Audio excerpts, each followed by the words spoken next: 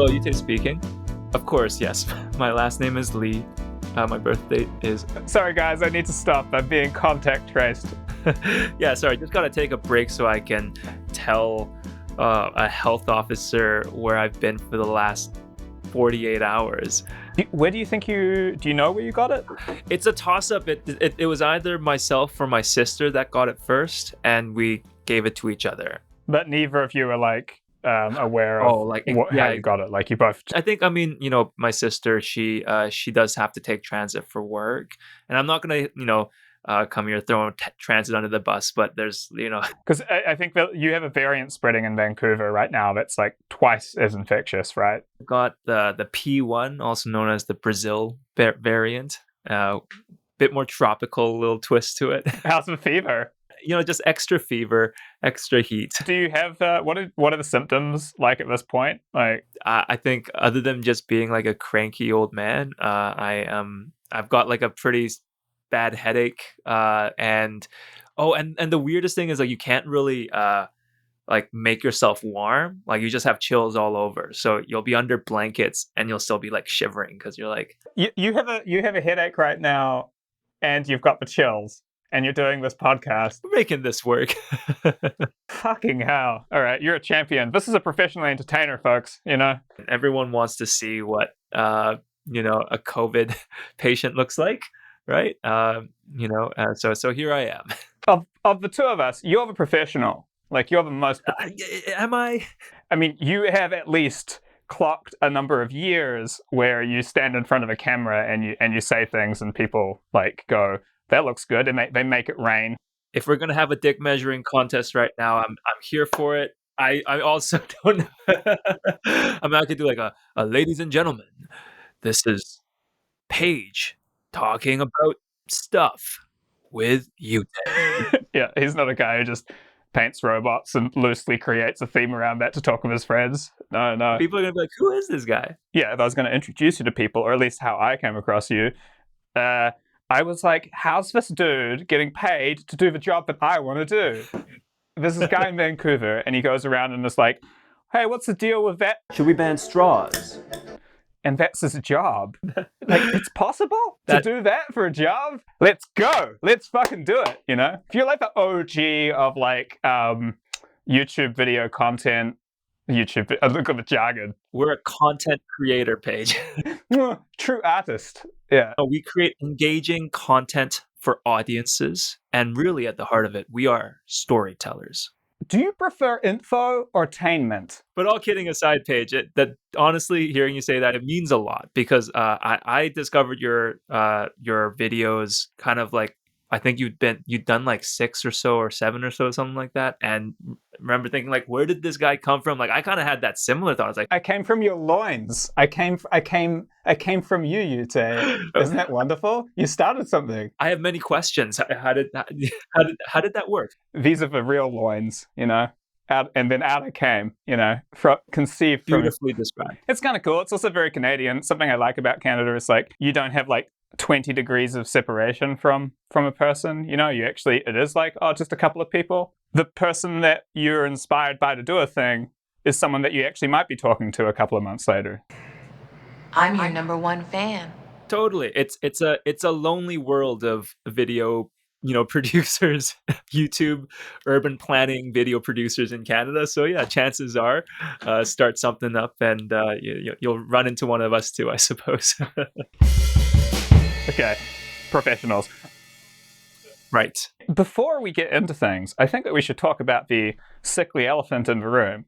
Oh boy. It is a real sickly... What happened today, Uytae? Well, let me tell you, Paige, I have officially joined the very exclusive but growing club of people infected with the freaking COVID. With the coronavirus. I got my positive test result literally this morning, and I messaged, what I love about this story is that I messaged you saying, hey man, I've got bad news. I've got COVID. And then you were like, yo, you still want to tape this thing? And you know what? Honestly, I'm on board. I'm fully on board. I'm kind of curious to watch this back and be like, okay, that's... My recollection of events is going to be that you were insistent on doing this recording. I don't want to be responsible for killing Vancouver's favorite urban commentator. If I go out, talking about urban planning stuff, that's how I want to go. That's how I want to, leave this world. So be it.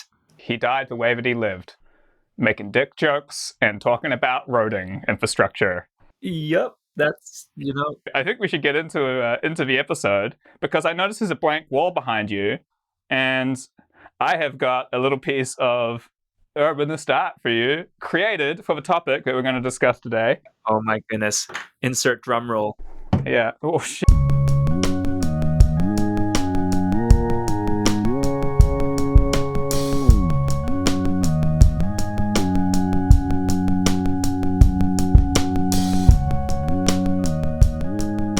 Jesus, fucking bumped it into the cupboard.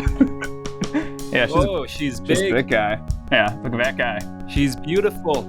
Could be adorning your room if you like it. Clearly, you can tell, people might wonder if I'm a serial killer by how blank these walls are.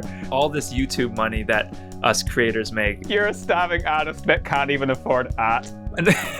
Exactly. You might be looking at this wondering what it is. Yeah, the issue, and it's been on my mind for the last couple of months, actually. It's on industrial lands. The lands that have been zoned or designated for things like factories, warehouses, repair shops. The issue we have here in Vancouver is that we just don't have much of it left at all. Thank you for humoring me on this topic that I'm sure everyone's going to be like, what? Industrial land? Like, what who even cares? Like, what, didn't that leave in, the 70s? But I think truly in Vancouver, I think it's a bit of a cautionary tale for how cities, especially kind of in the more contemporary age, are not treating their cities as places of economic opportunity that, we've kind of, we've always seen them as. I don't know if that made sense there. No, it made no sense at all. I think most of the audience are probably going to be watching this being like, enough of this industrial land usage stuff. Let's get back to the COVID stuff. It's the hot topic of the day. The last podcast was all about COVID. This one has a guy with COVID. Fuck you. No COVID. No, we're not. We're going to mention it once and then never again after that. No, I think that it's really interesting because Vancouver in a lot of ways faces certain issues before a lot of the rest of Canada. So, Montreal, lots of industrial land, because it was a massive former industrial city and has been kind of doing the, oh, great, some land, we can convert that to condos. Let's make a park, And Vancouver, in some ways, is like a lesson in the utility of holding something in reserve. Maybe you do want to keep a bit of that around because you never know when you're going to need it for something. Totally.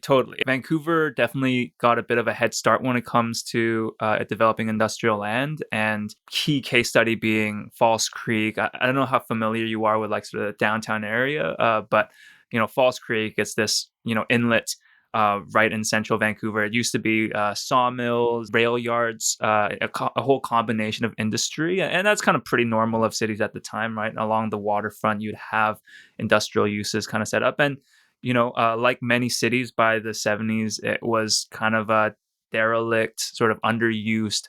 Did Vancouver do the throw the logs in a river and they float down the river? Oh, yeah. Did you guys do that?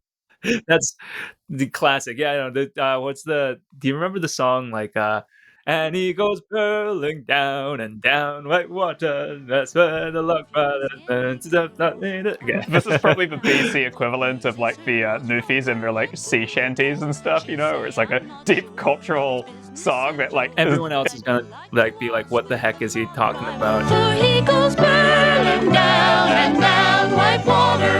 That's where the log driver learns to step lightly. It's what my beautiful voice was just singing is a song about people that used to walk all over these logs, floating logs on water, and guide them down to Fraser River into the Pacific.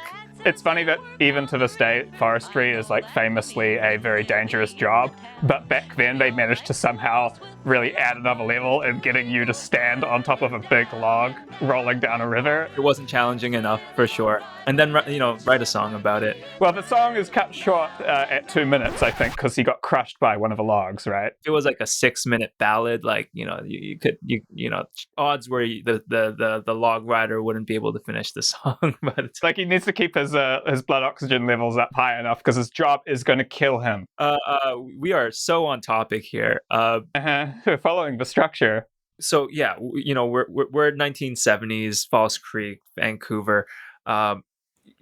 This empty industrial land really becomes seen as an opportunity for redevelopment. So we start like early 1970s with a development called False Creek South, which is this kind of like mixed income housing development. I don't know if it's quite co-op actually, but it's a mixed income housing development that the city council at the time starts with. But then over the years, sites like the Expo lands get sold off to Li Ka-shing from Hong Kong. That gets turned into some of those like glass condos that Vancouver is very notorious for today. Yale Town, which was like mostly warehouses and rail yards, that got developed into again condominiums. And then finally in 2010 the southeast portion of False Creek got turned into Olympic Village. So sort of one by one, step by step, decade by decade, this sort of former industrial land by False Creek got turned into some of Vancouver's most financially lucrative housing developments. Were they the first high density kind of condos in Vancouver, or was that other land first? Because like 1970s is kind of when Vancouver really started to kind of take off, right? The Expo lands for sure would have been some of the earlier condo developments in Vancouver. I'm not. I wouldn't quote me on that though. Honestly, don't worry. We make you look like a genius in the edit. You're going to be so smart when this is edited together. You're going to have all the answers. Like, do you have an ability to like manipulate my voice to just say the right figures? And it's a deep fake Uytae. That's what I've been working on. And could you turn 90 degrees just to the and just the other direction, please. And then the other direction, perfect. Yeah, just perfect. slowly, just across. Okay. Now I've got a wonderful. Yeah, I can do a sick Uytae like whenever I need. I'll be charging royalties though. Just I hope you know the deal here.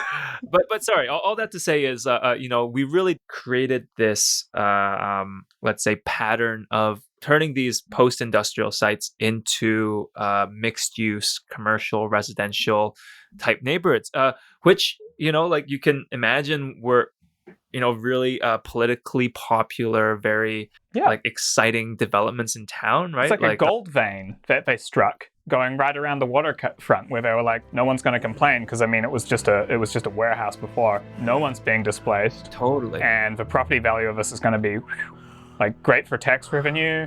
Like, hello, Mr. Parker. Exactly. It's a win-win-win, right? For the property owner, like whoever owns the land, like. Hello, Mr. Parker.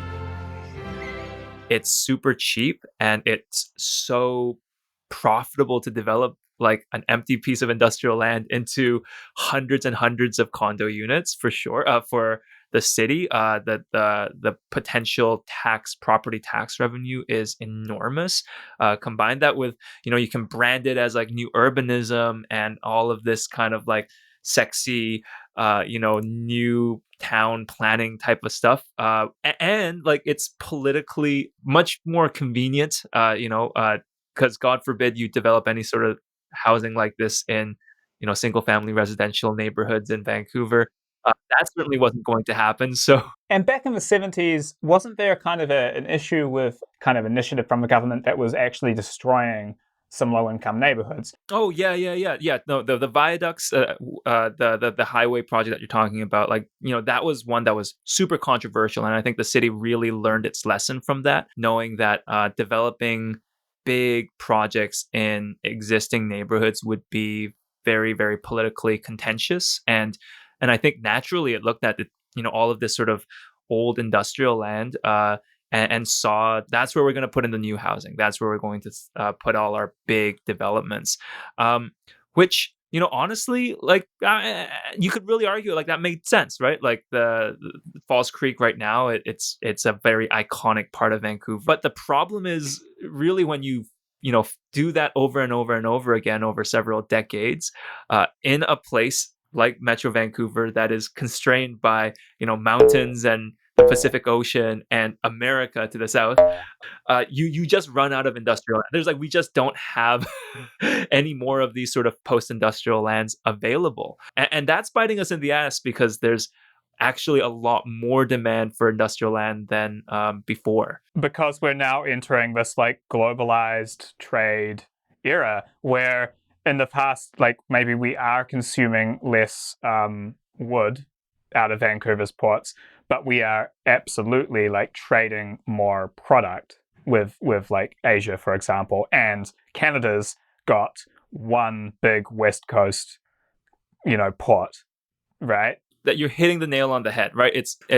Our industries aren't so much manufacturing or wood milling anymore, but the huge thing that's really been taking up a lot of industrial space is warehouses for all your Amazon orders, right? All those orders are coming through a big fucking warehouse in the middle of industrial land. But it's not just Amazon; it's like store like a Walmart or a Lowe's or a Home Depot. They're all getting their product in containers from ships, most often coming from overseas. You need to be able to store a lot of bulk goods in warehouses before you put them onto shelves, right? You need like so much warehouse space for that. For Walmart, like a warehouse distribution center on average takes up about 1 million square feet of space, and you just can't find that kind of like land anymore in a place like Vancouver. Walmart's warehouse, we don't actually have one in Vancouver. There's just no space for it. So the distribution center that supplies all the Walmarts in Vancouver is based in Calgary. And how that whole system works is, as you can imagine, Walmart sells a lot of stuff from China. So a lot of Chinese imports come through the port of Vancouver, come off the container ships into the port of Vancouver, gets shipped by train to Calgary, to that warehouse distribution center in Calgary, and then put onto trucks and driven right back to Vancouver to be put onto the shelves of various Walmarts throughout the lower mainland. By having a nice condo sitting on the waterfront, you are down a chain increasing carbon emissions. Is that the fundamental? Yeah. To some extent, by basically redeveloping most of a region's industrial land, you still need industry, and you're just really pushing that industry further and further outside of your city core, if not into an entirely different city that's in a different province. Actually, I mean, if you were to say like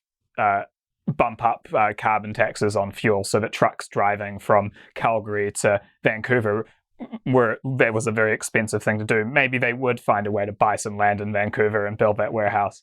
But yeah, like it's interesting to think that the environmentally friendly thing to do is to reserve a certain amount of space in any given city for this utilization. When you think about what makes a sustainable city, you think about people riding bikes and walking everywhere and everyone just like shopping local and all that stuff. But you don't really, think about, like you probably want like your warehouses nearby because otherwise they're going to have to drive across the fucking Rocky Mountains to to stock your grocery shelves. It is like yeah, it's tricky. I mean, I think it speaks to just how much we don't realize like how much globalization has infiltrated our daily lives, and that the infrastructure for that globalization really takes up a lot of space, and space that you and I might not interface with on a regular basis, but space that definitely is necessary. Yeah, I like that. And I mean, we have this issue obviously with a lot of this like climate change stuff of externalized costs.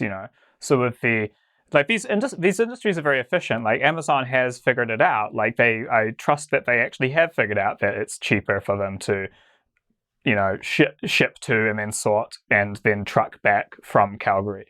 I think that they're right about that. They're not fools, but that it's on us. The onus is on us as a society to set up systems, if we do care about carbon emissions, that encourage them to do things that mean that the thing that shows up at our door, it didn't come here through this roundabout route, pumping carbon into the atmosphere the whole way. Yeah. I mean, you're right. Like, there's something. It's like it's Sure, Paige, go on your rant. it's certainly not as simple as there not being enough industrial land. Like, Walmart locates itself in Calgary for a number of reasons. Well, I mean, you also have an issue here, even if you were like, okay, fine, city is shops and houses, whatever. We don't care about this potential downside of an extra 2 grams of carbon per stupid dongle delivered to your door, whatever. You could also say that, like, do we want our cities, our homes, the places that we live to become kind of monocultures of a certain sort of industry? Or is there value to being like, yeah, when you go down the road and you to a shop or you run into someone at a bar, they might be a blue-collar industrial worker doing this job. Totally. Yeah. Like, New York's got this as an issue, right? Like, they've got some big redevelopments of their, like the Hudson Yards development.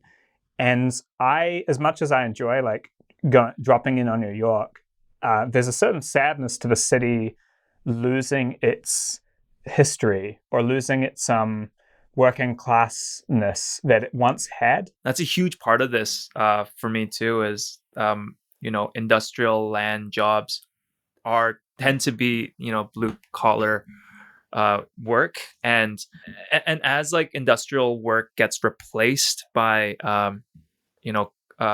like shops and housing, like the jobs that tend to replace those jobs fall into one of two categories. One is like white collar service industry jobs, or like pretty like minimum wage jobs, like in the restaurant. What's interesting about these kind of urbanist local stories is that they have these big national impacts, right?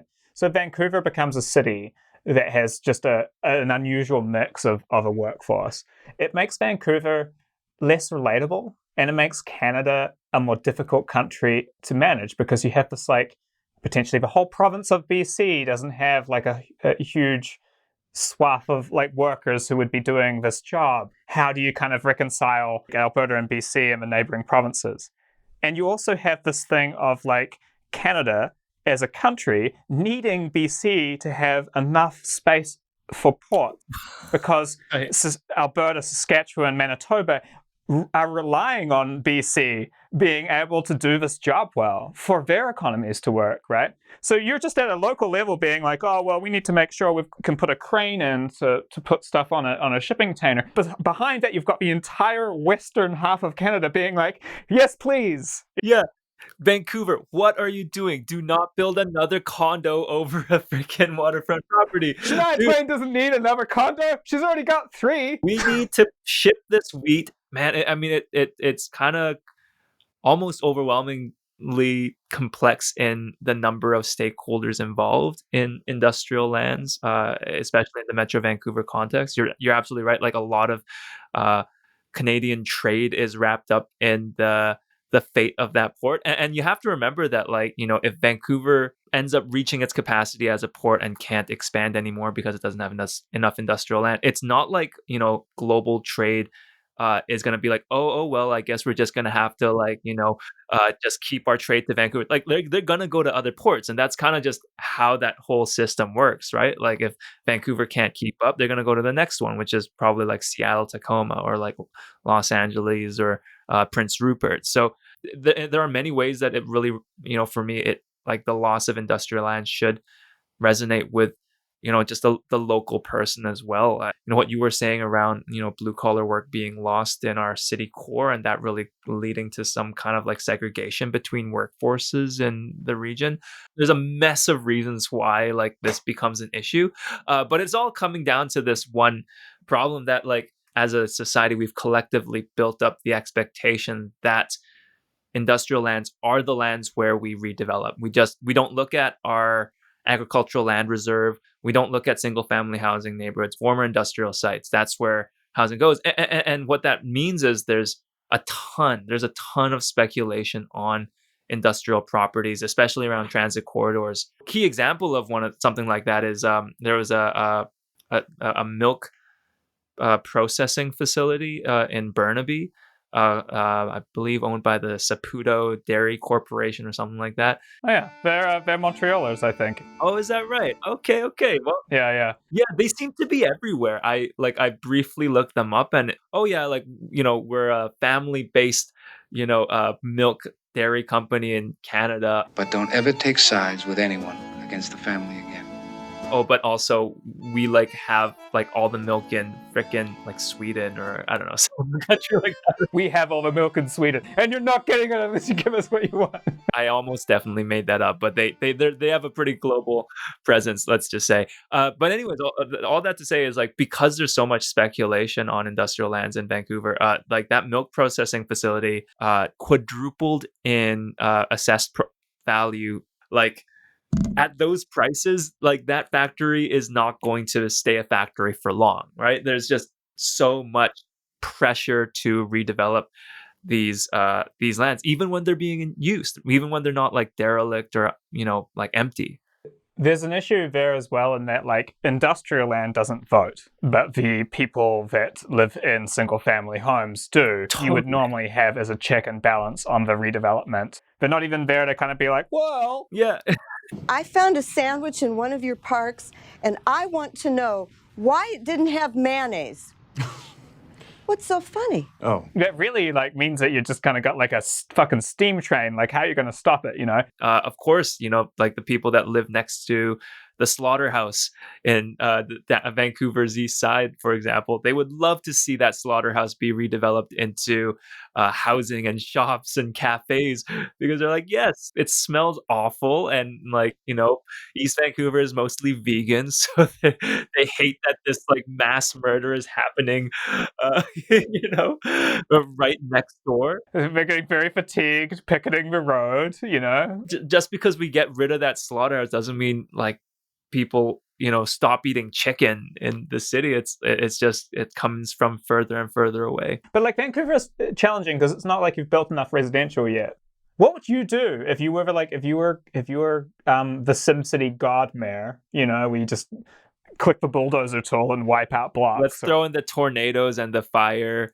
Vancouver is in a housing crisis. It needs to build more supply to kind of keep up with the demand, and that supply has to go somewhere. My argument, and it's not going to be very popular, I imagine. I think there are places where you could add a heck of a lot more housing density in Vancouver without disrupting its economic potential. And I think I'm going to put my sights squarely on the single family residential districts. I think we have something I had the figure out here, but you know what? I'm not going to be able to find it just off the top of my head. But is the fever really just kicking in right now? Things are going a little blurry. Entertain, damn it. You could argue that industrial land is more productive, creates more, tax revenue, all that stuff when it's redeveloped into condos and shops, whatever. But I think you could make that same argument to so many other types of land uses in Vancouver, its single family residential districts, or its agricultural land reserve. Yeah. But the issue there is people freaking love those single family residential districts, and people love agricultural land. It is very, very politically contentious to develop either of those things. So if The Economist comes in there, they will make the point that if Amazon, the value of doing 2-day delivery or whatever means that they will fork out to buy land for their warehouse, so be it. That's what it is. Right. But the thing is, there's a disadvantage because the industrial land has no political opposition. No. Amazon was allowed to just go in and buy single family homes. Yeah. Add them all together. Maybe they could get their warehouse. Politically, there is a lot of sentimental value around other types of land uses that you could easily argue are not as economically productive, that could have more density, that could be turned into other uses. But what ends up being redeveloped, not our single family residential neighborhoods, nope, not our agricultural land, it's it's our industrial land. So What other cities in Canada have an issue with industrial land? broadly speaking, any city that has like geographical constraints, whether it's, natural like Vancouver, or in Toronto it's like the green belt. I don't have as much, understanding of what like Toronto's industrial land shortage is like. It's certainly not as severe as Metro Vancouver's. Most cities across Canada are contending with like this decision of what to do with industrial lands that are near the downtown core of the city, and whether it should be reserved for industry, or if it should turn into housing and shops. Yeah, I mean, Griffintown in Montreal is the example here. We have the island as a natural constraint, but we've blown the seams on that like a long time ago, so it's like not really, And Montreal, I think Montreal is just like on the other end of a spectrum. There's so much industrial land that, like, I guess the next 15 years will be a story of us building housing on. But Vancouver does tell a story of being like, well, maybe the 10 years from now, Montreal should be like, why don't we do a park for now that's not necessarily permanently a park? Maybe there's some value to keeping a few 100 hectares for a use that we don't even foresee right now. You're like Montreal, Calgary is another good example. Like cities that just don't have, this shortage because they can theoretically expand and expand and expand. Like regardless of whether you have the land to expand or not, there is something that irks me about a city kind of losing touch of something that is so essential to what makes a city a city. And I promise you, it's not just like as a romantic point like that. Like I think there's I absolutely get what you mean. New York is a bummer if you go there a lot. Have you been to New York a few times? I've never been in my life. Uytae, we have to go on a road trip or something. Paige and Uytae react to New York. Yeah, like we're gonna get like a camper van and just do this like no gas or brakes. Our next podcast will be on the road. Yeah. So I lived in Philly for a while, and so you kind of get to go to New York every once in a while.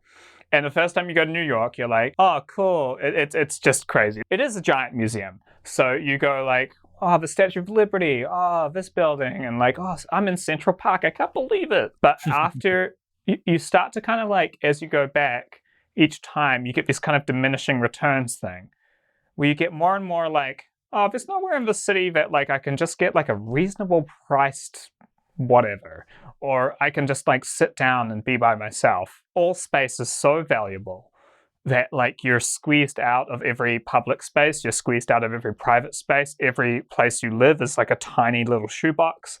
And it just becomes like, Uytae sitting in a room with a very small bed. I ended up looking forward to going back to Philadelphia. It just felt like a real city with real people. It wasn't a financial district with a structure built around it.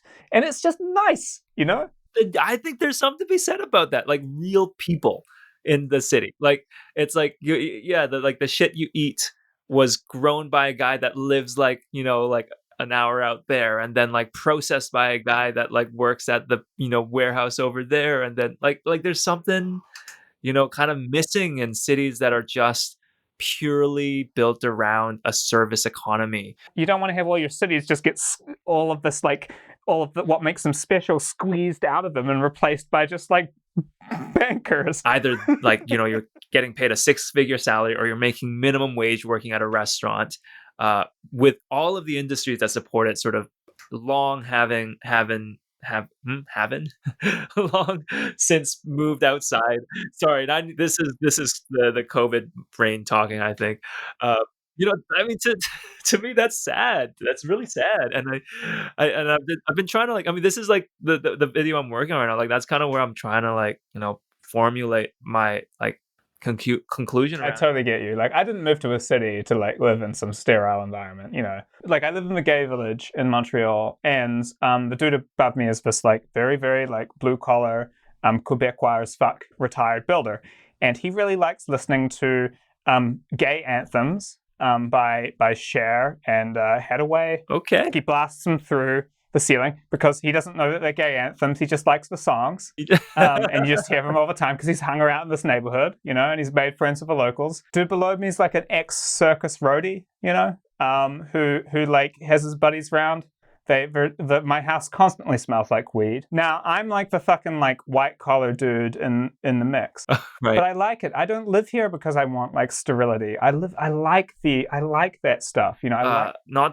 No, I mean, I'm going to go there, but like, we're living in this more increasingly polarized society. I think you could find some of the reasons behind it in what's happening in cities. Industry being like hollowed out, going like honestly being displaced and pushed far out into the fringes of, society. And the people that, work those jobs are bummed and they're not happy about that. I think like, and then, the people that do live in the cities, they're also of a certain ilk.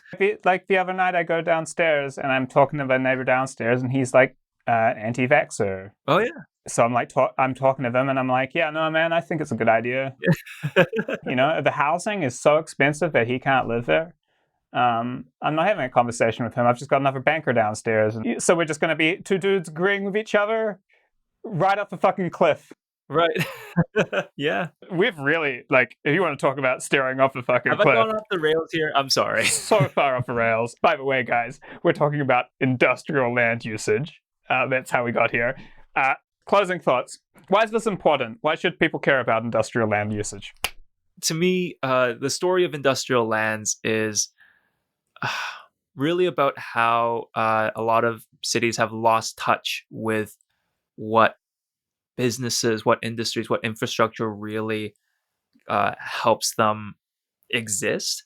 The fact that we redevelop them so easily really, I think, is symbolic of how out of touch people kind of have become about, the industries that that create cities. I would wonder if people really want to live in a city that feels like it's, really on an IV drip of industry that's like just like displaced far away in different towns and different regions because it just doesn't have the land for its own industry, for its own warehouses, its own food processing plants, its own repair shops. And people in Vancouver are probably going to feel a little bit better about their identity and the reason for existing if they see the modern equivalent of a man floating on a log passing by. Yeah, we have a reason to exist beyond shuffling money around, beyond our real estate industry.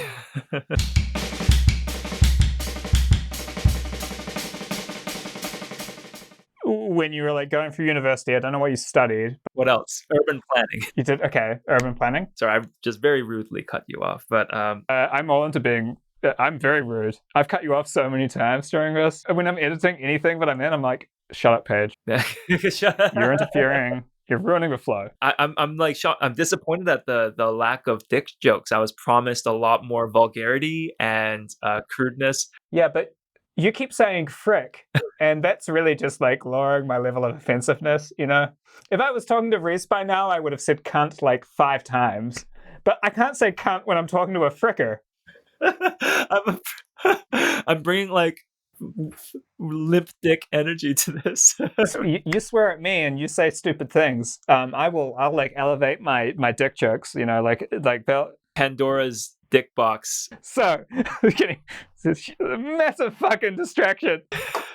How did I actually? Okay, all right. From there, like you were in Halifax for your yeah. Went to Dalhousie University, did a degree in community design, which is just technically an urban planning degree. 3rd year or so, I just started making videos for school assignments. You have the option of writing an essay, or you can also make a video about the topic. And I was always that kid that was like, I want to make a video.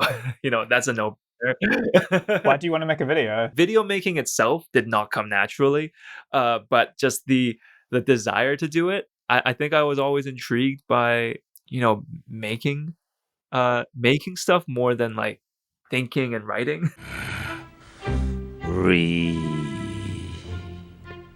Do you think you learn more reading a blog or listening to a podcast or watching a video? You know, I think for sure videos. Like I'll watch videos all day long. I get very tired reading. Give me that! That's my book you're mangling! This is what's crazy. Quantifiably, human beings acquire more knowledge watching a video than any of the other things. Is that right? Reading a blog, that's nice. You're not going to learn as much as watching a video. Listening to a podcast, that's great. You're not going to learn as much as watching a video. Videos are like the most effective way to get information across. I get that like there's a value in it, but I spent a lot of time earlier in my career like writing up these detailed blog posts. And in the end, not only do less people consume them because it's not as easy as a video, they are literally less effective at getting the point across. Well, I feel a lot better about myself. That's fascinating. Yeah, so pat on the back, Uytae. Your decision to make fucking videos in university was the right one, even though I don't really understand why you wanted to do it. Yeah, good job, you two. You didn't have any experience in the film industry? It wasn't like a kind of like, oh, well, I have a camera. Not at all. I didn't even have a camera. I was using my like iPhone for the first like many videos. Like I never really put a lot of thought into like, oh, clearly this is the medium of the future, and I you know, like see so much potential in video as a planning thing. I think like it really started off with me and my friends. One friend in particular, his name's Byungjin. We do like site visits for classes, and we just like take video footage and make a video about that particular site for an assignment. That later sort of transitioned into an actual video we made about the transit system in Halifax and how it was changing. Our first video, if Reese is watching, was about transit. Yes! And so that's kind of like what, like I guess the first sort of like explainer video type prototype started off as. So you grew up in Van. So what did you choose? Did you just want variety? You were like, oh, I'm just going to get like a sample from a different part of Canada. Like, Bye-bye. Dude, I think the horse moves in the shape of an R or letter M or something. Corey, what kind of a fucking horse would move in the shape of letters, all right? It's a horse. It goes wherever the fuck it wants. I was actually enrolled to go to UBC for engineering. In my sort of high school, like grade 12 summer, I had a panic attack of sorts. I realized I did not want to do engineering. Or a friend of my mom mentioned that urban planning was perhaps a field I might be interested in. And then I looked up some programs across Canada. There was an undergraduate program, I think, in like Saskatchewan at the time. And then there was one in Halifax. And I was like, you know what? Fuck it. Halifax. Let's go. Let's go. Smokes. You don't even smoke, Bubbles. Give me a smoke here, dude. I can tell you a kind of funny story. Like this, I was talking to this dude about a month ago. I was like, why'd you get into this? And he's like, well, I was inspired by, some other YouTubers. There's yourself, and obviously there's this channel out of Halifax called PLANifax. And I was like, I've never heard of PLANifax. And I should look it up. So I like wrote it down and stuff, like to check out later. And then I like search PLANifax. Like I see the videos and I'm like, okay, let's see what their most viewed video is. Show me what you got. So I like sort by most viewed. I'm like, it's September in Halifax. It's fucking Uytae. Disqualified. Surprise. I already know this asshole. This is useless. I've got both coasts dominated. I've both markets cornered. The whole country is just like all Uytae all the time. But it was a good video. I watched one that was on like student housing, and it actually feels very, very transferable to Vancouver. Same problem. You got these like single family homes that you're trying to squeeze as much housing as possible from them, and it's really indicative of a larger problem that universities don't provide housing. Yes, absolutely. So Byungjin, my friend, and I, we'd made some videos for classes, and we'd been having a lot of fun for it. We were having a conversation at a bar one night, and isn't it wild that there are YouTube channels dedicated to physics and science and all of these like really complex topics that you would never imagine people actually gave a shit about, but they can make like mud interesting, literally mud interesting by like, breaking down the science. Where are those educational videos for the stuff that we're learning about in urban planning class? And to me, that's really where this whole thing started, was really feeling like, the materials I was learning about in school around how transit works and housing development economics and all these fun things that really have to do with the cities that we live in. None of those topics were really at the time being explored in a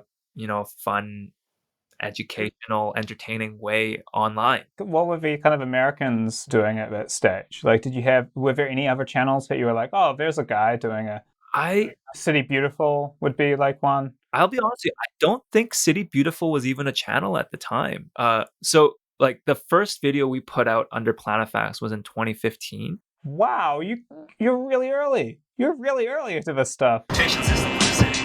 It's fun, it's fast, it's reliable. Yeah, really early, much less successful than channels that came afterwards. But don't worry, you get to be the anvil of your movement. I don't care, honestly.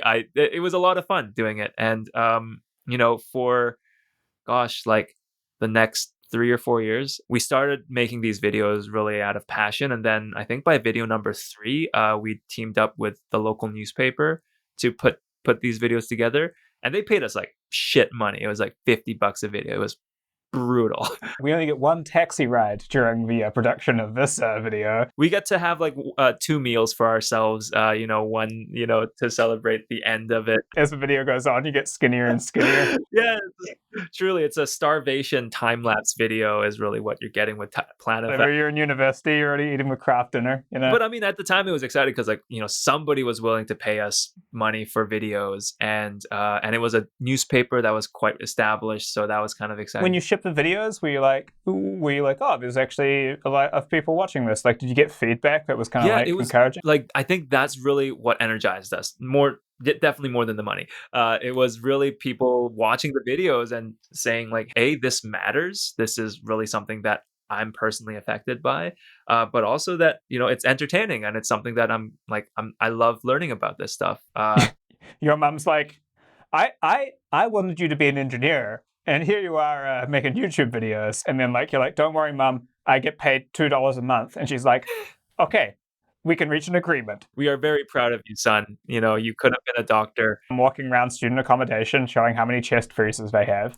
When you returned to Vancouver, I assume that there was like a large crowd of people at the airport ready to throw you up on their shoulders, be like, you've done us proud. No, Paige, this honestly, my YouTube, video career story is so much more tumultuous than maybe a lot of people would realize, I guess. I left Halifax because I was really burnt out from doing the videos. I just kind of hit a wall at some point and found myself really kind of coming to terms with the idea that I don't think I was going to be able to make a career out of it, honestly.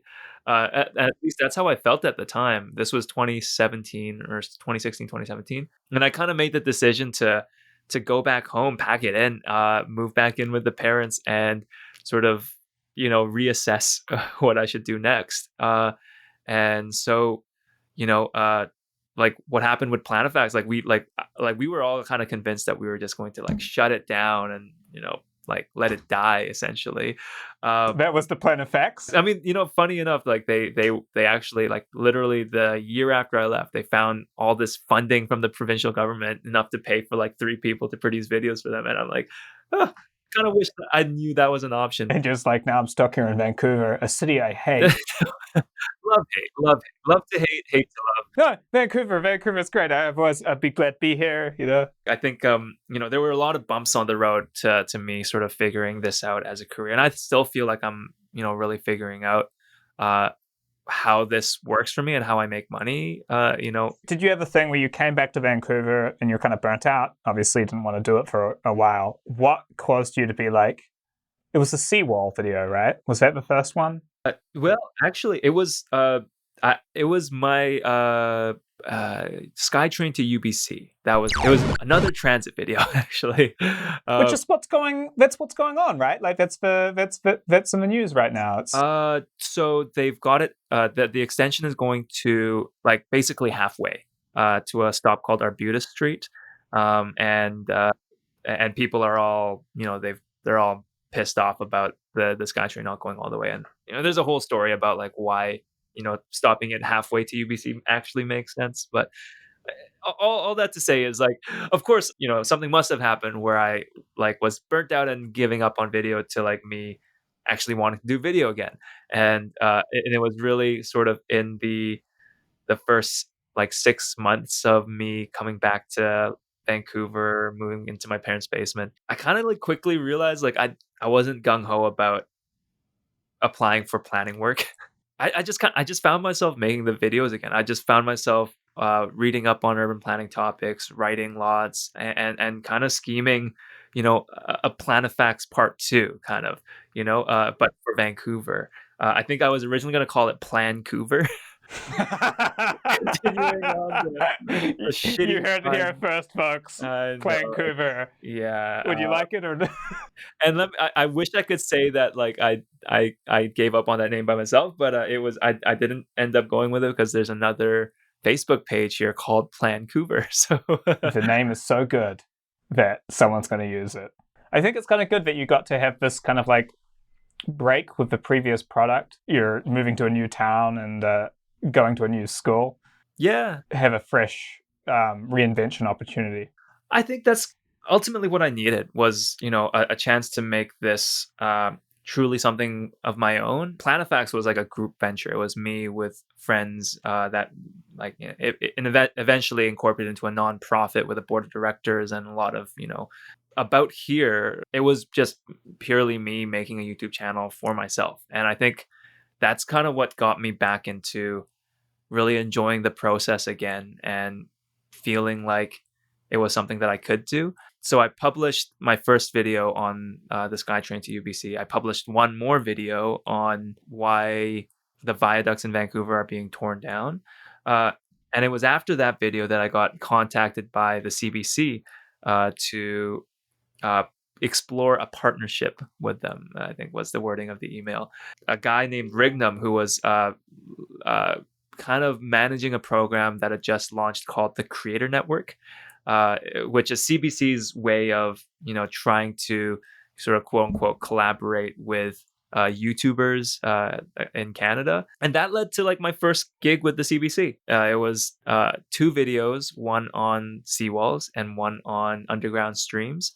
Getting that CBC contract definitely was life-changing in many ways. Well, I wasn't sure when I first encountered your work, like what you were. Like, is this a guy who like started off as a CBC journalist and then was like, hey guys, I really want to do stories about these urban issues in Vancouver? Oh no. Yeah, definitely not that. Yeah, but that's the thing. Like from the outside, it seems like CBC has a division, like a thing called About Here in Vancouver. Right, and then as I've gotten to know you, it's more of like a you have About Here and CBC contracts you to do videos occasionally. Exactly. Do you struggle to maintain independence from them where you're just like, because it seems like you could be just subsumed into... I do worry about that often. CBC is my biggest client, and because of that, I like when I'm working with them, I barely have any time to even think about, my own YouTube channel, and I worry about, About Here not really being like the identity of it being lost in the midst of all of this work I'm doing for CBC. Like you're a guy who like genuinely did like create a thing with your friends that was your own thing, and now you are a guy who, when I first saw you, I thought you were a CBC in-house thing, right? So like unless you care to know, you're already well on the path of being assumed to be something that you're not. It is, and I feel torn about it because honestly, like maybe my career is to be a CBC guy, and I don't know if there's anything inherently wrong with that. Okay, you're shaking your head. You don't want that to happen. Please don't fucking do that. Learning your backstory makes me think that you're probably better than CBC. Deserve long term at least. We all got to get like fucking paid, but like. Paige, that means a lot coming from you, man. I think that's I really struggle with this sort of decision to some extent because I think part of what makes me, rely so much on contracts and paid work is a lower confidence in my own abilities to make the channel viable. But you originated this genre in a country of 37 million people. So like you've got to be like at a certain level. There's another thing, like people won't believe this necessarily, but when I first met you, I was like, what's this guy's angle? He can't be this nice. You are nice. You're a nice you're just a really nice person. And it's very kind of like, it's very Canadian as well. Like just this kind of like, I mean, all the people that I collaborated in Canada, I'm the asshole and I'm the immigrant, So it's like this thing where I'm just like, in some ways, I sometimes wonder if I'm a bad influence on Canada. I mean, it's more of an edge, more fart jokes. I'm ruining Canada because everyone's so nice, I mean, here I am, like I come in like being like, fucking blah, blah, blah, I don't know. Anyway, no. You've humbly created a thing, which is good, and you originated it. So I think that like there's got to be something that makes you sleep better at night in there. I really appreciate you saying that. I think a lot of the humility also just comes from like insecurities to some extent. Yeah, your family being like, you should have been an engineer, easier paycheck. I mean, this is an interesting segue we can do if we want, but like just I think being living the life of someone who makes YouTube videos is kind of one that is filled with a little bit of like imposter syndrome. This is one that I feel a lot, that I don't know about you.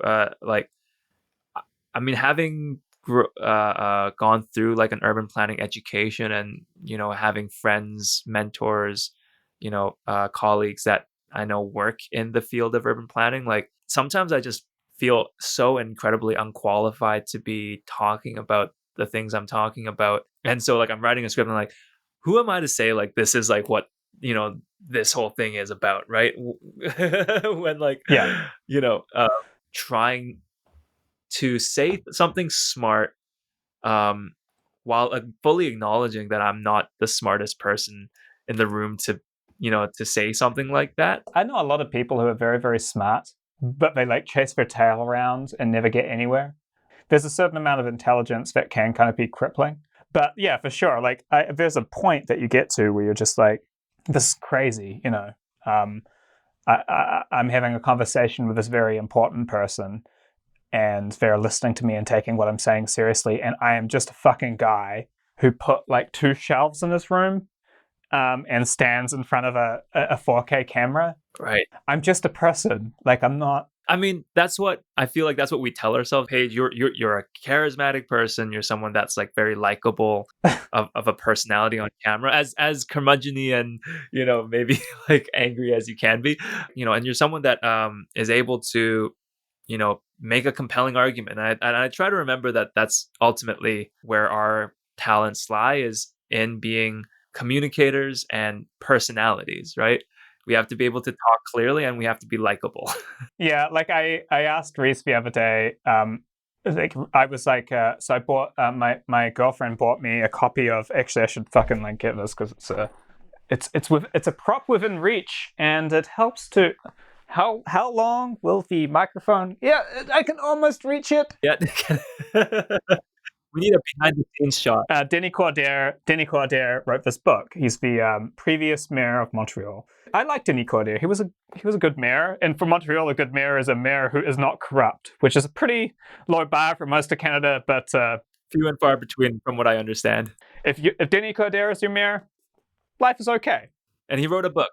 So I've thought about it, and I'm like, as a kind of like centrist guy who's like okay to talk to people from both these parties, I should do an interview with him. And Reese is like, 100%, you absolutely should.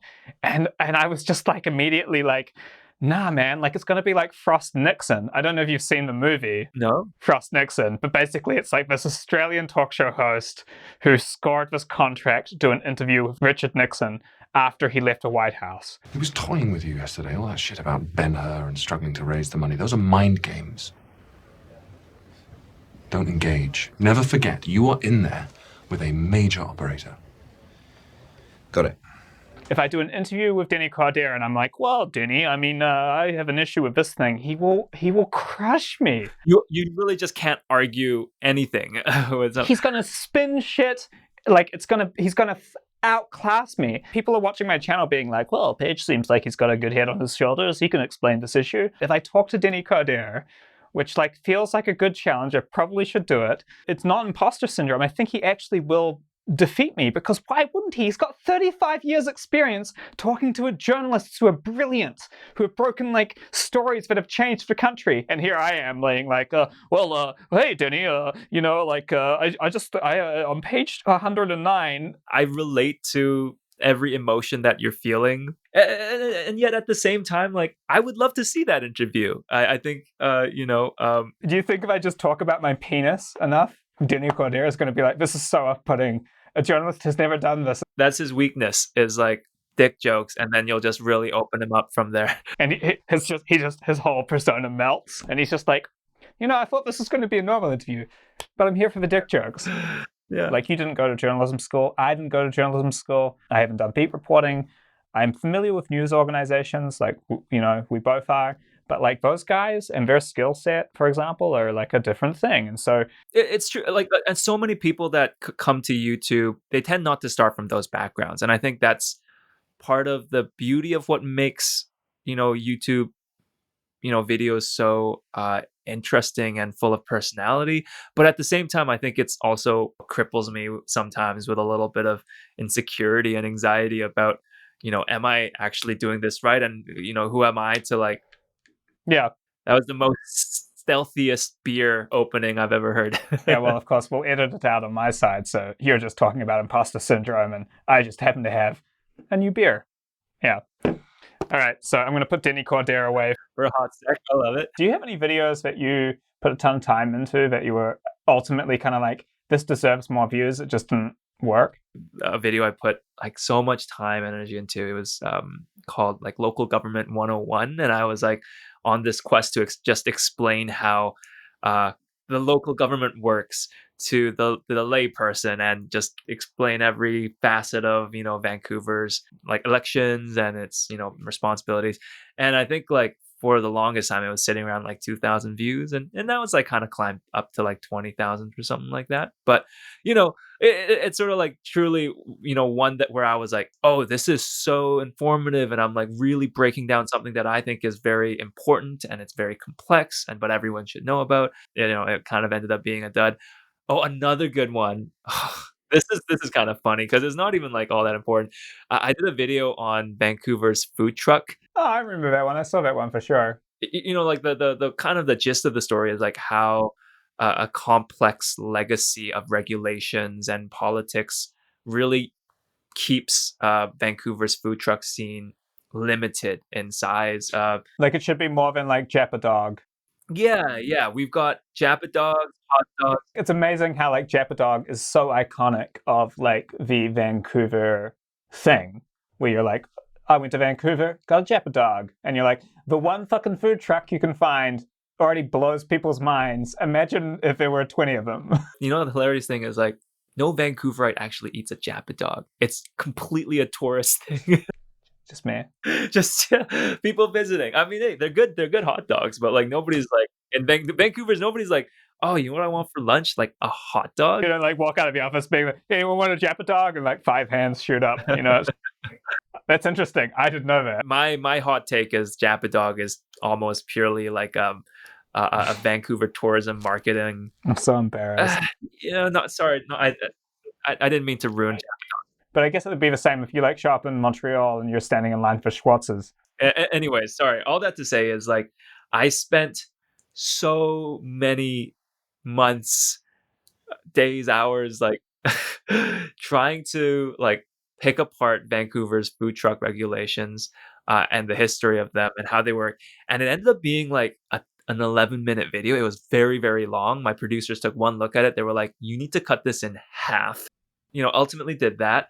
And, the result of that, like it's like the lowest viewed video that I have from the About Here series for CBC.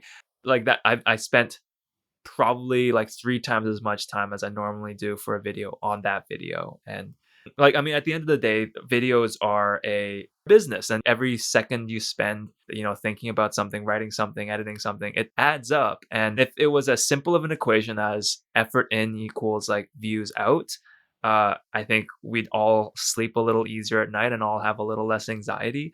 But the reality is, it's so much more of a crapshoot. Like, some of the videos I've put like the least amount of effort into have been the most like successful. Do you tell yourself the story?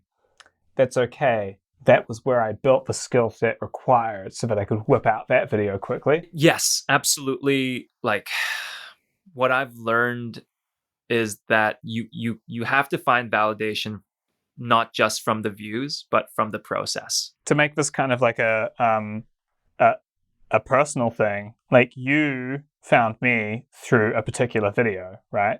Height limits in Montreal. The most unpopular video I've ever done in terms of like the thumbs down. It's like, yeah. Right. Oh yeah, for sure. A lot of people watched that were like, tell you what, fuck you. Yeah.